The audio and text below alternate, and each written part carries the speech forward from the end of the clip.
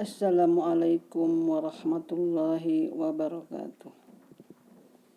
Walladzi arsala rasulahu bil huda wa dinil haqq yudhhirahu ala dini kullihi wa kafa billahi syahida.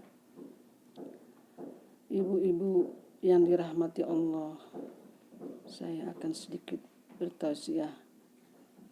Judulnya tentang Nabi pun berlindung kepada Allah dari 4 keburukan. Dari Abdullah bin Amr radhiyallahu anhu bahwa Nabi sallallahu alaihi wasallam berlindung pada 4 perkara, yaitu 1. Ilmu yang tidak bermanfaat, 2. Hati yang tidak khusyuk, 3. Doa yang tidak didengar, 4. Jiwa yang tak tenang. Anjuran kepada kita agar senantiasa berdoa dan memohon perlindungan kepada Allah Subhanahu wa taala dari 4 perkara yang disebutkan di dalam hadis ini. Dalam hadis ini terdapat petunjuk bahwa Nabi Muhammad SAW banyak berlindung kepada Allah dari 4 perkara. Padahal beliau adalah hamba Allah yang paling bertakwa dan telah mendapat jaminan dari Allah berupa ampunan terhadap dosa-dosa yang akan datang maupun yang telah lalu. 4 perkara yang sering diucapkan oleh Nabi dalam doa beliau agar Allah melindungi diri beliau dari keburukan-keburukannya adalah sebagai berikut. Pertama, ilmu yang tidak bermanfaat, yaitu ilmu yang tidak mendatangkan manfaat bagi pemiliknya di dunia maupun di akhirat. Akan tetapi justru ilmu tersebut menjadi bencana dan penyebab kesengsaraan dan kebinasaannya. Dengan sebab itu ilmu tersebut dia menjadi orang yang tersesat di dunia maupun di akhirat dari jalan Allah yang lurus.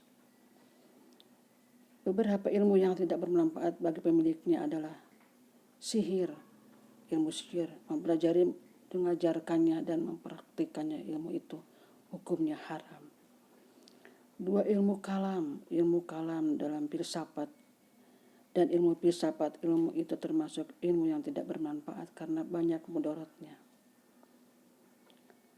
Termasuk ilmu yang tidak bermanfaat itu adalah ilmu syar'i yang bersumber dari Al-Quran dan As-Sunnah, namun pemiliknya tidak mengambil manfaat darinya, tidak diamalkan, tidak diajarkan, dan tidak merubah perangai dan akhlaknya. Seorang ulama tabi'in yang bernama Hasan al-Basri pernah mengatakan ilmu itu ada 2 macam, yaitu ada dalam hati. Ilmu yang ada dalam hati itulah ilmu yang bermanfaat, dan ilmu yang hanya ada pada lisan yang merupakan alasan bagi Allah untuk menyiksa seorang hamba. Kedua, hati yang tidak khusyuk. Hati yang tidak khusyuk adalah hati yang tidak mampu menghayati dan merenungkan ayat-ayat Allah dan tidak merasakan kesenangan di dalam hatinya pada saat berzikir kepada Allah serta tidak merasa takut kepadanya. Yang ketiga adalah doa yang tidak didengar oleh Allah. Jika kita berdoa kepada Allah dan ternyata dengan meminta segala hajat dunia dan akhirat, dan ternyata Allah tidak mendengar doa dan permohonan kita, apalagi mengabulkannya, maka ini termasuk musibah dan kerugian yang paling besar yang menimpa kita. Sebab kita semua adalah hamba-hambanya yang sangat fakir di hadapannya. Doa itu, permohonan seorang hamba, tidak didengar oleh Allah disebabkan beberapa hal diantaranya. Tidak ikhlas dalam berdoa. Kedua, doa untuk perbuatan dosa dan memotong tali silaturahmi. Tergesa-gesa agar Allah segera mengabulkan doanya. Memperoleh harta dengan cara yang haram serta mengkonsumsi makanan dan minuman yang haram. Yang ketiga, meninggalkan kewajiban amar ma'ruf nahi munkar.